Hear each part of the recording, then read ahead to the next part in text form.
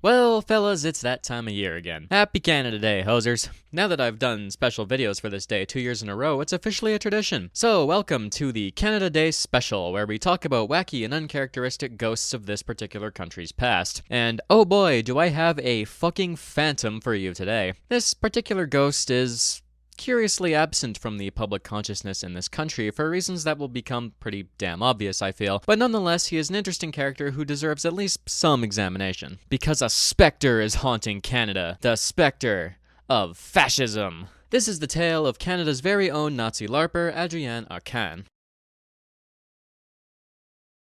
Adrien Arcand was born on October 3rd of 1899 in Montreal, in the province of Quebec. For those of you that may not be entirely aware of how Canada works, Quebec is the province full of Frenchmen. Adrien was no exception to this. Things to know about Quebec for the purposes of this video, this is pre-Quiet Revolution, so the Catholic Church is an incredibly powerful institution, and society is very conservative at this point. Despite Arcand turning out rather wacky later in his life, few signs pointed to this outcome early on. His father was a carpenter and a very outspoken trade union and labor activist. He was a member of the Canadian Trades and Labor Congress, campaigning on behalf of assorted left-wing platforms during the 1900s. They supported your pretty standard list of labor rights, with the caveat that they were comically racist towards the Chinese. This led to entire side stories about him getting his shit with the Catholic Church and the emergence of Catholic unions as a consequence, but that's not important for today. His mother was a school teacher and an organist and chapel mistress at the local church. She was a kind woman who took education and religion very seriously, and clearly loved her husband enough to have 12 children, 9 of which would survive infancy. From this starting point, it may be difficult to see how Arcand ended up how he did, but trust me, we will get there. His family was a very devout Catholic one, which would reflect on Arcand quite heavily, more so than even his father's leftism. He was sent through Catholic school, attended church, religiously, and he was even in the church choir at one point. By all accounts, he was also rather well educated, being able to speak English, French, and Latin, and being an exceptionally talented writer in particular. He would attend the College of Montreal, a school run by the Sulpicians, which further pushed him in a religious direction. The original plan was to become a priest, but he quickly said, "Fuck that noise," it's implied he said this because priests are banned from getting laid, and decided to do other things instead. In his quest to do literally anything else, he attended the Jesuit College Sainte-Marie, as well as McGill University with the intent of becoming an engineer. This was stalled when he caught the Spanish flu and almost fucking died in late 1919. After his recovery, he figured that he may as well give writing a shot since he was good at it already. So he styled himself a journalist and got odd jobs at a few newspapers before landing himself at La Presse. La Presse was the most widely circulated French-language newspaper in Quebec at the time, and it was also one of the oldest continuously operating ones. It continues to exist even today, so landing a job there was a pretty big deal. When he joined the company, it was in the process of having a civil war. After his founder died, there was a power vacuum, and his son-in-law, a man named Pamphile du Tremblay, took over instead of his son, Eugene Berthiaume, who was relegated to a board position in the company he thought he should be running. This all happened over the course of like 2 decades of legal shit fuckery, with du Tremblay weaseling himself into assorted management positions throughout the 1920s before taking over completely. Arcand would write numerous articles and columns for the newspaper through the early 1920s, getting to run around Montreal and live a journalist's dream while brushing shoulders with all sorts of famous people. Oh, and he also joined the Army Reserve for a bit. Made it to lieutenant, actually. While he was at La Presse, he also followed in his father's footsteps, becoming an active supporter of the establishment of a writer and journalist union at the company. He approached this from a more Catholic conservative direction, but regardless, it pissed du Tremblay off something fierce. The two got into considerable spats over Arcand's unionism, culminating with du Tremblay telling him to fuck off and outright firing him in 1929. While we are here, I will talk a bit about his personality before we jump off the fucking deep end. To the day he died, he would be described as a subtly charismatic dude with a certain charm to him. He was soft-spoken and very polite normally, but if you got him riled up, he proved a very talented speaker and storyteller. He was also a pretty smart guy as a result of his unique and thorough education, and this made him a very convincing and interesting fellow to talk to. He also dabbled in the violin, much like Tukhachevsky, and often played it in his spare time. He had an appreciation for the fine arts in general, and would often attend concerts whenever he had the time. As a little anecdote, he would even meet Ignacy Paderewski, a famous Polish pianist who just so happened to also make a cameo in the last video as the 3rd Prime Minister of the Polish Republic. Absolutely crazy how small the world is, eh? His other big hobby was hunting, which was something he did quite often as an escape from the hustle and bustle of regular life. Another thing of note is that during his life, he developed a deep fascination with the British Empire, and as a result became super Anglophilic, which is really funny considering Quebec. As for his personal life, he would get married for the first and only time on April 14th of 1925 to a woman named Yvonne Guiguer, with whom he would have 3 sons of his own over the next few years. His firing landed him and his new family decidedly below the poverty line for a while, certainly not helped by the very miserable time that came soon after, but honestly at this point he was just doing his best. Unfettered by du Tremblay's bullshit, he decided to start his own paper with blackjack and hookers. In August of 1929, Arcand would co-found a satire paper called Le Goglu. It started out pretty innocent and was pretty standard as far as satire papers went. It had cartoons, highly exaggerated stories, and was politically aimed at those the writers didn't like. He also started a second paper that December called Le Mirror, which was designed to be the more straight-faced counterpart to Le Goglu. He primarily used this paper to take the piss out of La Presse and du Tremblay, which, fair enough. He also constantly criticized several political figures, most notably those among the Quebec Liberal Party. The papers were never super big, but they brought in money and had a decently sized following for what they were. So, how does this go wrong? Well, Arcand's slide into fascism didn't have one set origin point, nor did it happen overnight. It was a combination of his conservative religious upbringing, his treatment by people in positions of power, the hardships of the Great Depression, the writings and musings of many nationalist figures in both Quebec and the broader Anglosphere, and him starting to believe in his own writing and speaking abilities. He began drifting further right, but remained mostly hardline conservative rather than outright fascist until after Hitler's rise to power. Through the 1920s, he had become enamored by nationalist ideas, with a caveat that we'll talk about later, and he began to see authoritarian rule as the only path to salvation for the people of Quebec and Canada as a whole. Being poor as shit and mad at your boss tends to do that to a person. He looked at people like Benito Mussolini and went, I wonder if I can do that too, and he started to believe that the ruler Canada needed could potentially be him. So, in late 1929, he founded the Ordre Patriotique de Goglu, the precursor to what would become Canada's very own fascist party.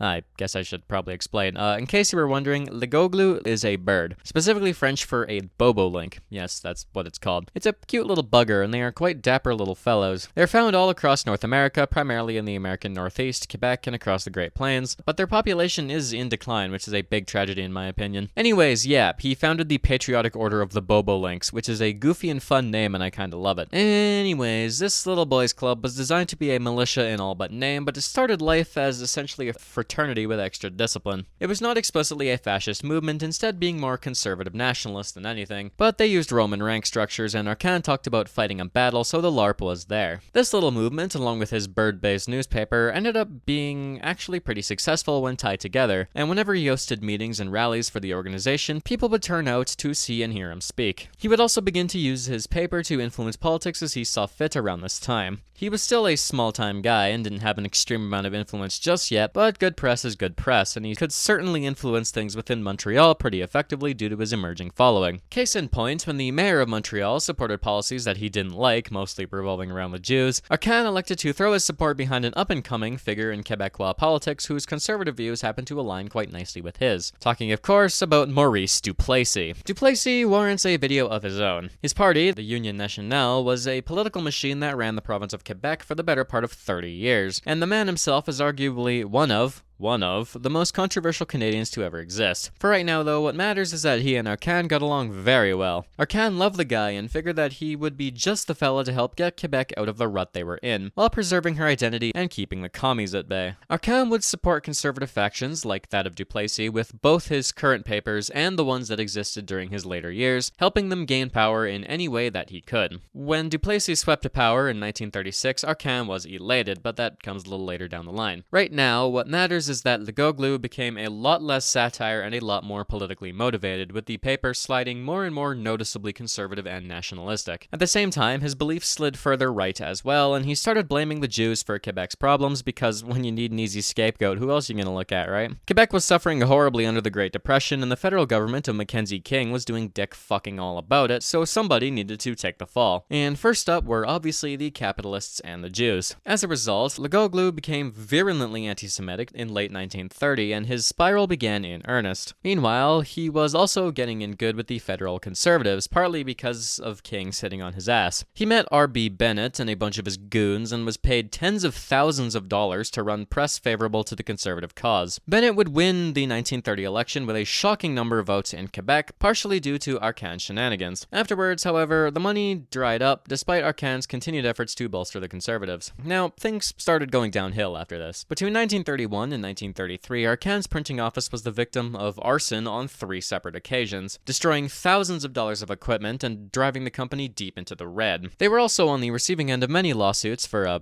inflammatory language towards assorted national minorities, and thus Arcand was kind of fucked. After more attempts to beg the conservatives for money went unanswered, he admitted defeat. The final issue of Le Goglu was released in March of 1933, and the company dissolved soon after. So, now what?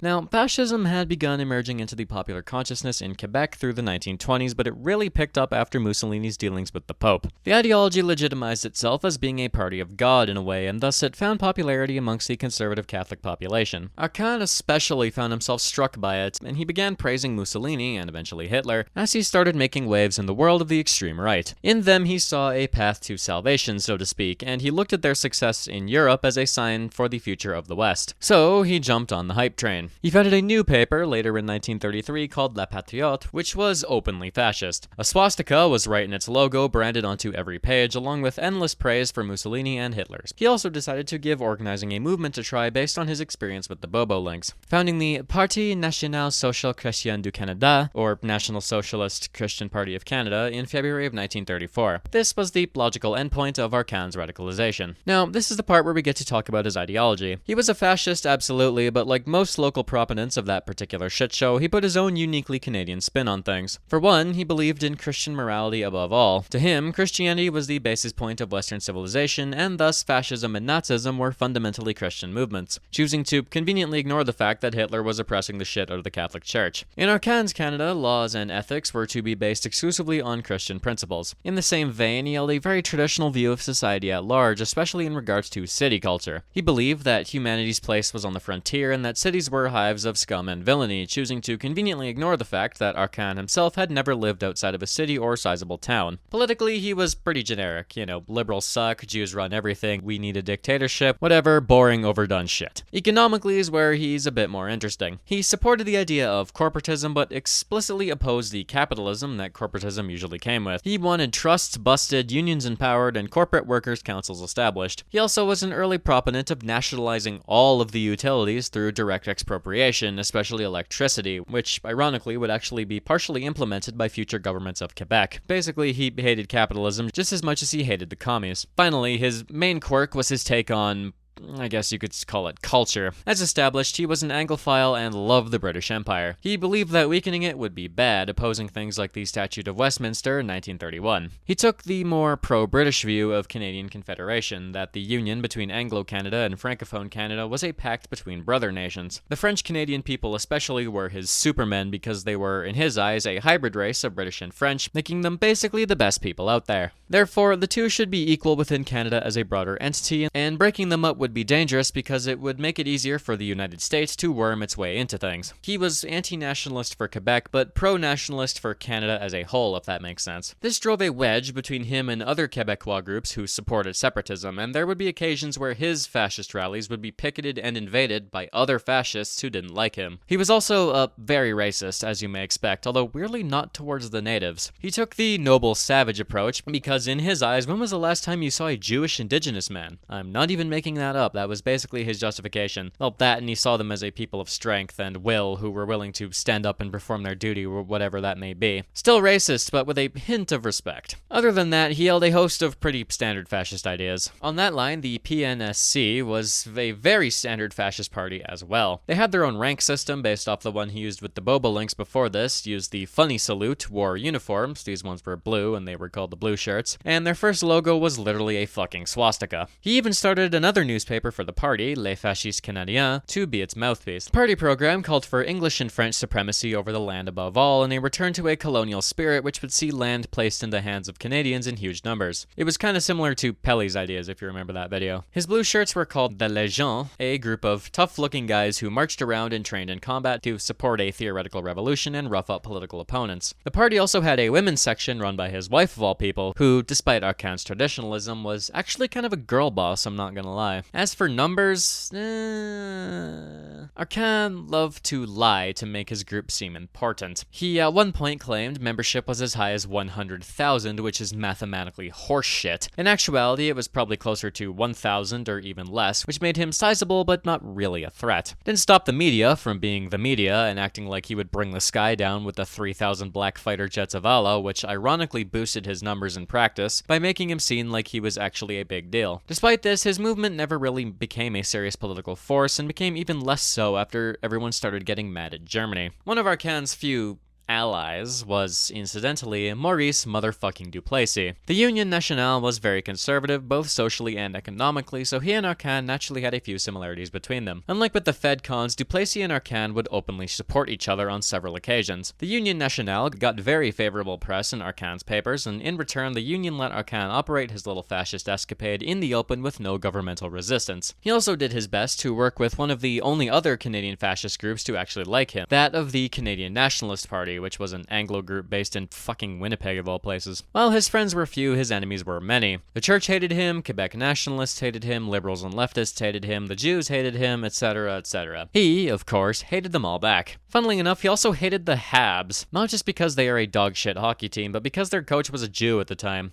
Yeah, he was that petty. Finally, he continued his journalism by writing many pamphlets, books, and papers regarding his ideology and the Jews. The big one was called The Key to Mystery, in which Arcand attempts to prove the protocols of the Elders of Zion and build on the things advocated by that particular document. This publication actually had decent circulation, especially in the international world of the far right. His new fascist party did not change the fact that he was piss poor, so he needed to get a real job, which is where Eugene Berthiaume comes back into play. Now, I want to make a side tangent about this guy because, he is literally him, by the way. He is the main character. He was, among other things, a newspaper tycoon, a bootlegger, an owner of a European advertising firm, a literal fucking merchant who sold basically anything he could get his hands on, imported from far-flung regions of the world, a tobacco baron, an international con man, a businessman, an investor, and so much more. He was the guy to sell you a deck of marked cards and then report you to the casino for cheating to claim a reward. He had an obscene amount of money, amounting to tens of millions of dollars today. He was the real deal, but he was consistently unable to force out du Tremblay despite his best efforts. Anyways, he gave Arcand a job. That was it, basically. Eugene owned a paper called L'Illustration Nouvelle, and he liked Arcand, so he brought him in as an editor to use his experience. All told, Arcand was a solid employee, and he apparently never did any of his fascist ranting on the clock. Fun stuff. He held this job for a while, actually, electing to be a salaryman by day and a demagogue by night. During his nights, he made moves. On July 1st of 1938, the PNSC would merge with the Canadian Nationalist Party and another group called the Canadian Union of Fascists to form the National Unity Party of Canada, with him as its leader. The swastika was dropped, mostly because of the Pope condemning the Nazis, and in its place was a torch. Upgrade, in my opinion. Arcand finally got his wish of leading a truly Canadian fascist party. The NUPC didn't really experience any significant growth or strength during its time in existence, but Arcand continued anyway. He basically made himself big and loud, publishing his newspapers full of political attacks and anti-Semitic remarks, and trying his best to get into the pockets of sympathetic conservative politicians. He also spoke at a few rallies in the United States and went on the offensive, trying to pull as many Canadians into his party as physically possible. He held numerous rallies and closed-door meetings, flanked by his blue shirts, promising an end to the Great Depression and a national rebirth. Through mud and blood, Canada would be rebuilt in his vision, and all he needed was a few good men to help him do it. However, like I said, he never became that major force destined to overthrow the liberal establishment in Canada, being unable to conjure up consistent support from large numbers of people. Meanwhile, Illustration was struggling financially, and Eugene was hard-pressed to keep it afloat without dumping an obscene amount of money into it, so he made a deal with Arcand where he would take over part of the paper's operations and a chunk of its stock in exchange for getting it back on its feet. He almost succeeded, trying to secure a favor and some money from Duplessis in exchange for helping one of his buddies win an election, but he ended up losing anyway, so no money for him. Debts piled up, wages got cut, and people protested, and this paper too teetered over the abyss. It stuck around for a little bit longer though, long enough for Arcand to stay on his own feet at least. By September 1st of 1939, Arcand was kinda just vibing. He had a reasonable attempt at politics, had a modest income, and was trying to save yet another paper. What could possibly go wrong?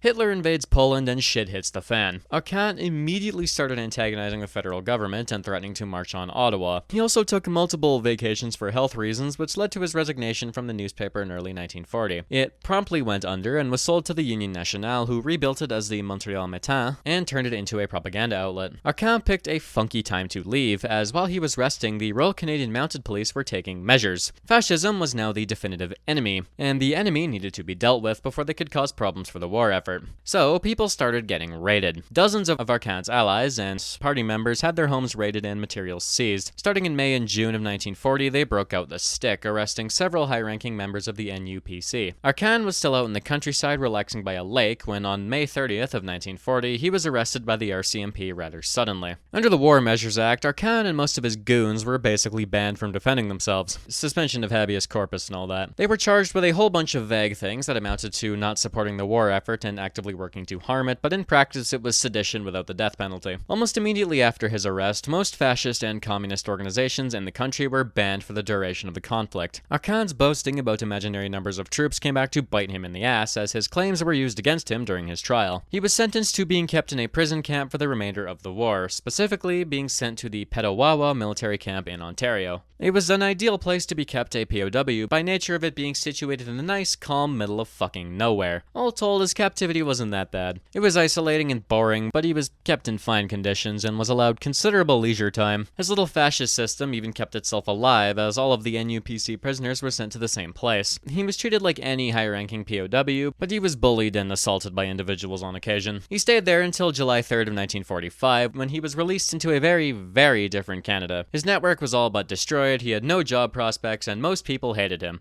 Oh, and he was still poor as shit. Not a great place to be. The family relied on generosity for a while, moving to the village of Lanneray, where a friend of theirs offered to shelter them. Here, he lived a very simple and shockingly normal life. He did odd jobs to support his family, got into painting, you know he played Black Templars, and even made a bit of money off of painting portraits for people. He had a bit of luck in other fields, though. Fascism wasn't the enemy of the day anymore. The NUPC was even unbanned after the war ended. Even better, the government started cracking down on communism in the country. The only member of parliament to ever be convicted of espionage was one Fred Rose, coincidentally the only communist MP the country has ever had. He called for Arcand to be arrested and tried for being a fascist, to which the RCMP responded by, deporting him to Poland. The feds essentially told Arcand that he wasn't a problem anymore, which made him kinda mad, but what could he do? This is where Arcand makes an ally so unexpected that I genuinely put the book down when I got to this part. One of the only people to come to Arcand's defense over how he was treated by the feds during wartime was a relatively unknown, up-and-coming law student named Pierre Elliott Trudeau. He wrote an article in a journal that criticized the use of the War Measures Act, mentioning Arcand specifically during the war as undemocratic, unjust, and unchristian, flying in the face of the inalienable rights of man, which is just...